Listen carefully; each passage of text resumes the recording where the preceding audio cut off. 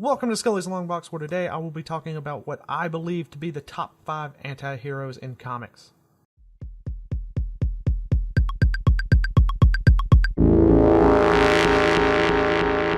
Just in case someone out there doesn't know what an anti-hero is, here is the definition for some clarification. A character in a book, play, movie, etc. who does not have the usual good qualities that is expected in a hero. Now that that's out of the way, let's get started. At number 5, X-Men's Gambit. Being a kid who grew up in the 90s, how could I not see the X-Men cartoon and love it? As soon as I saw Gambit, I was into it. I've always been a big fan of physics, so seeing a mutant that had powers based on physics was really cool to me. Gambit has the ability to change an object's potential energy into kinetic energy when he touches it. He can do this with any non-living object, but most of the time he chooses playing cards that once charged act like grenades. I think this is really cool when you think about it, because he could probably maybe kill Wolverine if he charged his skeleton, since it's not a natural part of his body, but who really knows? He can even use this ability to add to something's kinetic energy. He often does this when he's jumping or throwing a punch. By doing this, it allows him to have incredible agility and superhuman strength. Another neat thing about Gambit is his charm. He has some kind of charm-like spell that gets cast on people when he talks to them and leaves them open to his suggestions as long as they don't know that it's happening to them. I also find that reading comics with Gambit in them are fun and challenging because he has a super thick Cajun accent. At number 4, John Constantine. Again, I find myself loving a character that is really hard to read and understand. Constantine really stands out to me because of how much the DC universe doesn't really trust him. He's a very powerful magician and a con man who loves to weave in lies to most everything that he says, but in a way that you would never know that he was being dishonest.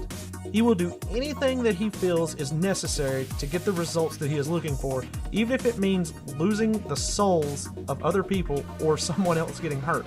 Like Gambit, he has a charm about him that really makes you want to do what he says.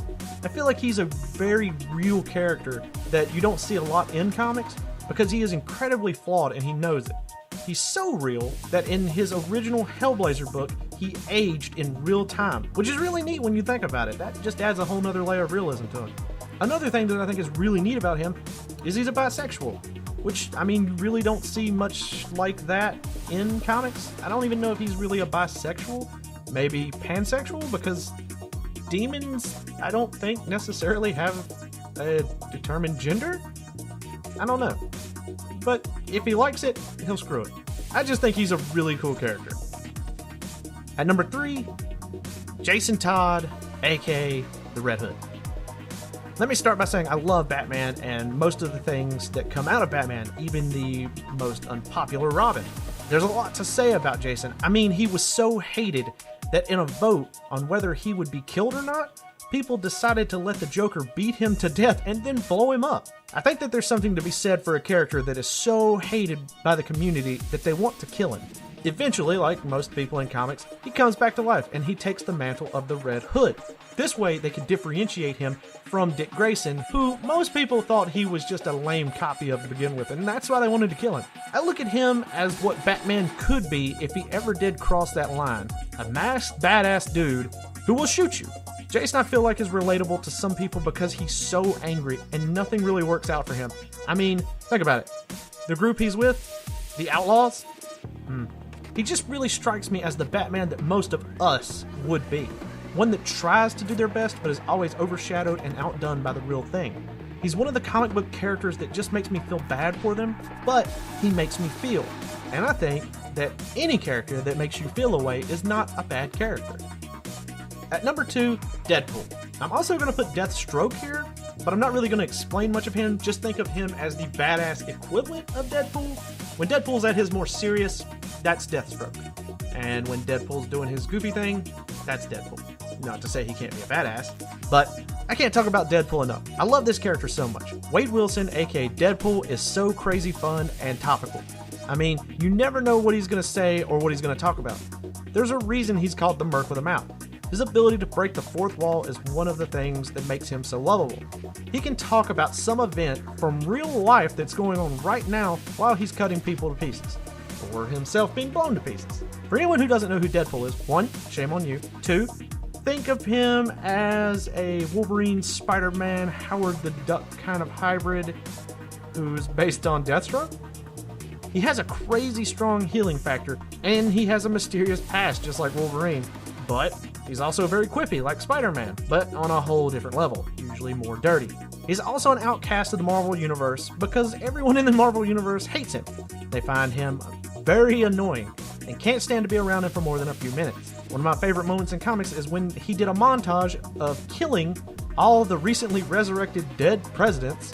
They were zombies, so they had to be killed. While he was killing these zombie presidents, he told you to go look up a certain song. I can't remember the song, but it was by Pantera, and said, read this while you listen to that song. I did, and it was amazing. It worked out perfect. I thought it was great. And last but not least, at number 1, I have one of my absolute favorite comic book characters, Spawn. I don't know where to start with Spawn. He's the very definition of an anti-hero. I mean, for starters, he's a Hellspawn, so yeah, off to a good start there with anti-hero. Spawn can feed off the sins of others, so another really heroic characteristic right there. He's also dead. He kills people, uses guns, blackmails, kills angels, and in the case of Curse, he hangs people from a wall next to his trash throne and waits for them to bleed out. If you don't know Spawn, you might think to yourself, in what way is this guy a hero at all? And that's a fair question. Spawn is really a man named Al Simmons, who was tricked by a demon named Malbosia after being killed. You know how demons are, always looking to get the better of someone. Anyway, he told Spawn that if he would lead his army, he would send him back to his wife. But, like most deals with demons, Al got the shaft on this one, and now he tries to find out where he belongs as he fights both heaven and hell, God and Satan, to try to get some peace. Spawn is beyond powerful. There is really nothing he can't do.